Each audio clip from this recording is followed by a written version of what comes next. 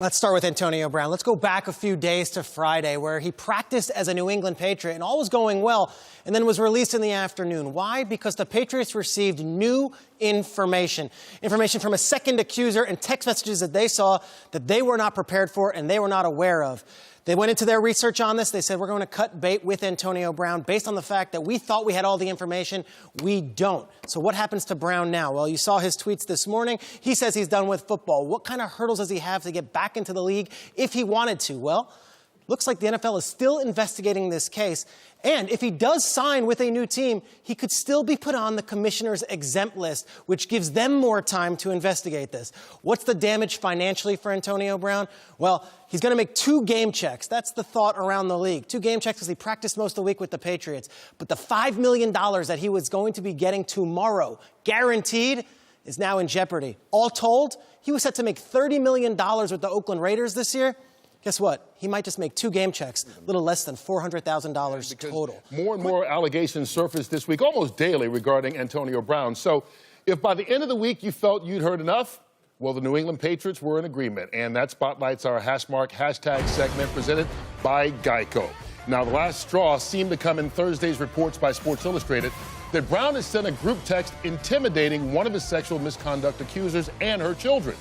After Bill Belichick walked out of a press conference instead of answering more Brown questions on Friday morning, the team then released him on Friday afternoon.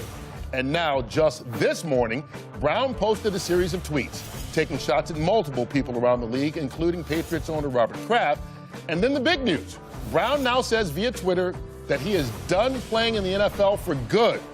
But the fight for his guaranteed money will continue. So why don't we bring in our NFL insider, Jay Glazer. And Jay, look, that money fight's just beginning. We all know that. As far as Brown playing again, he says he's done. Is this the last time we've seen him? Well, things are changing by the hour, as you can see, with Antonio Brown. And a couple of things are in play here. One, if Antonio Brown says he's out and he really is out, well, we don't have to answer that question. But if he decides to come back, there'll be many things in play. One of those is the money. Kurt, you talked about it. He's going to be in a grievance over his money with 2 teams, the Oakland Raiders and the Patriots, who owe him signing bonus money by tomorrow, which they're not going to pay. Then he's going to have a grievance against them.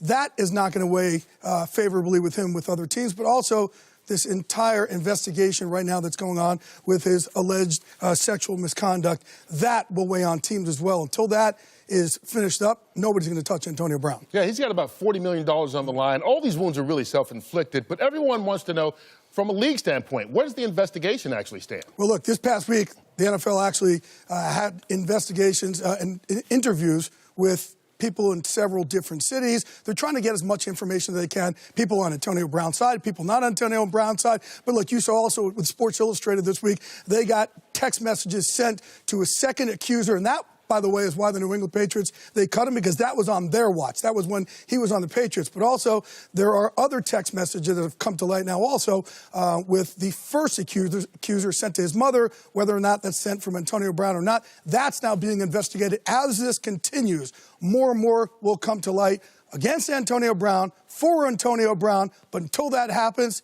nobody will bring Antonio Brown in.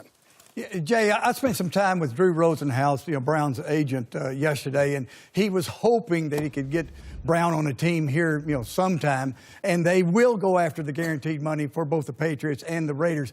Now, these latest, tweets and the information that you've got, it's irrational thinking, and I think he really needs some help. Now, as far as a general manager or a head coach, I would not touch him this year, next year, or ever. And I hope we're done talking about Antonio Brown. Well, it looks like for a while at least.